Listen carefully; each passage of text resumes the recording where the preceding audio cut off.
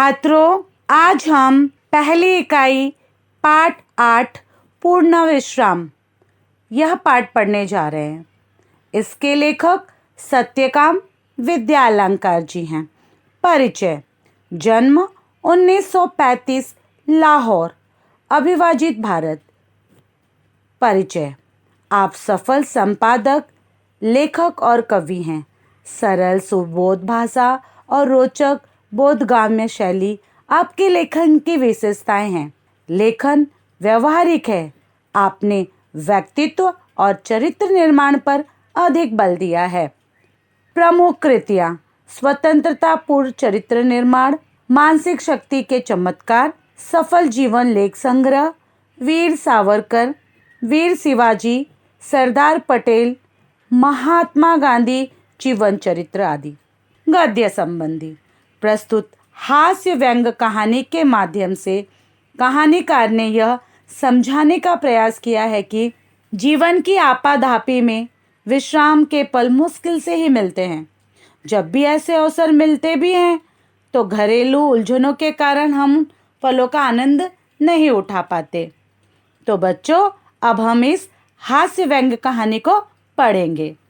Doctor ने बाह पर काला कपड़ा लपेटा और रबड़ की थैली से हवा फूंककर नाड़ी की गति देखी, फिर बोला, कुछ सीरियस नहीं है, दफ्तर से छुट्टी लेकर बाहर हो आइए। विश्राम आपको पूर्ण निरोग कर देगा, लेकिन विश्राम भी पूर्ण होना चाहिए। तो पत्नी बड़ी प्रसन्न हुई।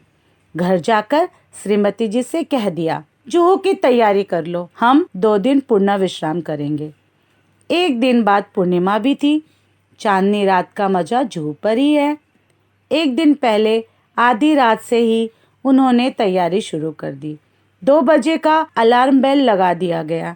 स्वयं वह 2 से पहले ही उठ बैठी और कुछ नोट करने लगी। श्रीमती जी ने इन सब कामों की सूची बनाकर मेरे हाथ में दी। गैरेज पहुंचकर श्रीमती जी ने मोटर में हवा भरने की पिचकारी, tube wall, rubber solution, 1 gallon engine oil आदि आदि चीजें और भी लिखी थी। दिन भर दौड़ धूप करके पाय धुनी से मिस्त्री लाया। सुबह से शाम हो गई, मगर शाम तक 4 से 2 खिड़कियों की चटखनियां भी नहीं कसी गई। मोटर के लिए जरूरी सामान लाते लाते रात तक दिल की धड़कन दुगनी हो गई थी। रात को सोने लगे तो श्रीमती जी ने आश्वासन देते हुए कहा, कल जुहू पर दिन भर विश्राम लेंगे तो थकावट दूर हो जाएगी। श्रीमती जी ने अपने कर कमलों से घड़ी की घुंडी घुमाकर अलार्म लगा दिया और खुद बाहर जाकर मोटर का पूरा मुआयना करके यह तसल्ली कर ली, सूची में लिखा सब सामान आ गया या नहीं। सुबह 5 बजते ही अलार्म ने शोर मचाया।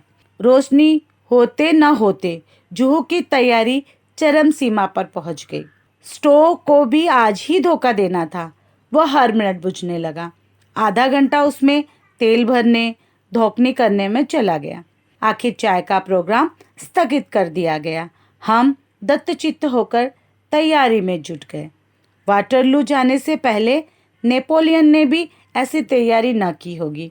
ऐसे महत योजनाओं के संपन्न करने में हम पति पत्नी परस्पर सहयोग भावना से काम करने पर विश्वास रखते हैं। सहयोग भावना हमारे जीवन का मूल मंत्र है। सहयोग मन, वचन, कर्म इन तीनों से होता है। जीवन का यह मूल मंत्र मुझे भूला न था। श्रीमती जी मुझे मेरे कामों की याद दिलाने लगी और मैं उनके उपकार के बदले उनकी चिंताओं में हाथ बटाने लगा। मैंने याद दिलाया, पूड़ियों के साथ मिर्ची का अचार जरूर रख लेना। श्रीमती जी बोली, अचार तो रख लूँगी, पर तुम भी समाचार पत्र रखना न भूल जाना, मैंने अभी पढ़ा नहीं है। मैं बोला, वह तो मैं रख लूँगा ही, लेकिन तुम वह गुलबंद न भूल जाना जो हम पिछले साल कश्मीर से लाए थे। जुहू पर बड़ी सर्द हवा चलती है। गुलबंद तो रख लूँगी, लेकिन तुम कहीं बेदिंग सूट रखना न भूल जाना, नहीं तो नहाना धरा रह जाएगा। और तुम कहीं रबर कैप भूल गई तो गजब हो जाएगा। वह तो रख लूँगी, लेकिन कुछ नोट पेपर लिफाफे भी रख लेना। और देखो, राइटिंग पैड भी ना भूल जाना। राइटिंग पैड का क्या करोगी? कई दिन से माँ की चिट्ठी आई पड़ी है, जूह पर खाली बैठे जवाब भी दे दूंगी, यूं तो वक्त भी नहीं मिलता।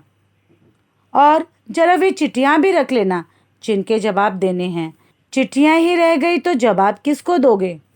और सुनो, बिजली के बिल और बीमा की नोटिस आ पड़े हैं, उनका भी भुगतान करना है, उन्हें भी डाल लेना। उस दिन तुम धूप का चश्मा भूल गए तो सर का दर्द चढ़ गया, इसलिए कहती हूँ छतरी भी रख लेना। अच्छा बाबा, रख लूंगा। और देखा, धूप से बचने की क्रीम भी रख लेना, शाम तक छाले न पड़ जाएं, वहाँ बहुत करारी धूप पड़ती है। श्रीमती जी कहती तो जा रही थी कि रख लूंगी, लेकिन ढूंढ रही थी नेल कटर, कैंची, ब्रश और सब तो मिल गया था, लेकिन नेल कटर नहीं मिल रहा था, इसलिए बहुत घबराई हुई थी। मैंने कहा, जाने दो नेल कटर, बाकी सब चीजों को तो रख लो। इधर मैं अपने लिए नया अखबार और कुछ ऐसी किताबें थैले में भर रहा था जो बहुत दिनों से समालोचना के लिए आई थी, और सोचता था कि फुर्सत से समालोचना कर दूंगा। आखिर 3 किताबें थैले में झोंक ली। कई दिनों से कविता करने की भी धुन सवार हुई थी। उनकी कई कतरनें इधर उधर बिखरी पड़ी थी, उन्हें भी जमा किया। सोचा, काव्य प्रेरणा के लिए जूह से अच्छी जगह और कौन सी मिलेगी। आखिर कई अटैची, कई थैले, कई झोले भरकर हम जूह पहुंचे। 5-7 मिनट तक हम स्वप्न लोक में विचरते रहे। हम समुद्र में नहाने को चल पड़े। समुद्र तट पर और लोग भी नहा रहे थे। एक ऊंची लहर ने आकर हम दोनों को ढक लिया। लहर की उस थपेड़ से ना जाने श्रीमती जी के मस्तिष्क में क्या नई स्फूर्ति आ गई कि उन्होंने मुझसे पूछा, तुम्हें याद है बरामदे की खिड़कियों को तुमने अंदर से बंद कर दिया था या नहीं? मैं कह उठा, मुझे तो कुछ याद नहीं पड़ता। अगर वो बंद नहीं हुई और खुली रह गई तो क्या होगा? कहते कहते श्रीमती जी के चेहरे का रंग पीला पड़ गया। मैंने कहा, चलो छोड़ो अब इन चिंताओं को, जो होना होगा वो हो जाएगा। मेरी बात से तो उनकी आंखों में आंसुओं का समुद्र ही बह पड़ा। उनके कपते होठों पर यही शब्द थे, अब क्या होगा? और अगर खिड़कियां खुली रह गई होगी तो घर का क्या होगा? यह सोच उनकी अधीरता और भी ज्यादा होती जा रही थी। जिस धड़कन का इलाज करने को जूहू पर आया था वह 10 गुना बढ़ गई थी। मैंने तेजी से मोटर चलाई। मोटर का इंजन धक धक कर रहा था, लेकिन मेरा दिल उससे भी ज्यादा तेज रफ्तार से धड़क रहा था। जिस रफ्तार से हम गए थे, दूनी रफ्तार से वापस आए। अंदर आकर देखा कि खिड़की की चटकनी बदस्तूर लगी थी। सब ठीक ठाक था, मैंने ही वह लगाई थी, लेकिन लगाकर यह भूल गया था कि लगाई है या नहीं। इसका नतीजा यह हुआ कि पहले तो मेरे ही दिल की धड़कन बढ़ी थी, अब श्रीमती जी के दिल की धड़कन भी बढ़ गई। मुझे याद आ रहे थे पूर्ण विश्राम और पूर्ण निरोग।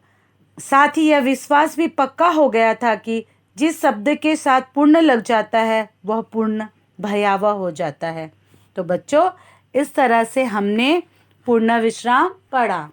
इस हास्य व्यंग्य साहित्य के माध्यम से सत्यकाम जी ने हमें महानगरों के निवासियों के जीवन की शैली पर उन्होंने एक व्यंग्य किया है। बड़े शहरों में लोगों का जीवन ऐसा भाग दौड़ भरा होता है कि वहाँ विश्राम के लिए समय निकालना भी अपने आप में एक समस्या है। यदि समय निकाल भी लिया जाता है तो पारिवारिक उलझने उस समय का आनंद उठाने में बाधक बन जाती है, जैसा कि लेखक के साथ हुआ। डॉक्टर के परामर्श पर चलते हुए लेखक बड़ी कठिनाई से जुहू जाकर 2 दिन विश्राम करने का कार्यक्रम बनाते हैं, परंतु घर की चिंता के कारण वहां से उल्टे पांव वापस आना पड़ जाता है उनको। तो बच्चों, इस तरह से हमने देखा कि किस तरह से वो पूर्ण विश्राम करने गए थे पर उन्हें उल्टे पांव फिर से वापस आना पड़ गया। इसके साथ ही हमारा पूर्ण विश्राम पाठ समाप्त हुआ और अब हम इसकी शब्द वाटिका देखेंगे। धौकनी करना, हवा भरना, झल्लाना, बहुत बिगड़ जाना, झुंझलाना। मुहावरे, आंखों से ओझल होना, गायब हो जाना, हाथ बटाना, सहायता करना, चेहरे का रंग पीला पड़ना, घबरा जाना, धुन सवार होना, लगन होना। तो जब प्रश्न उत्तर या उसकी कृतियां पूर्ण करने जाओ तो सबसे पहले आप शब्द वाटिका जरूर लिखो आपके नोट्स के साथ। और मैं उम्मीद करती हूँ बच्चों कि पूर्ण विश्राम पाठ आपको अच्छे से समझ में आ गया होगा।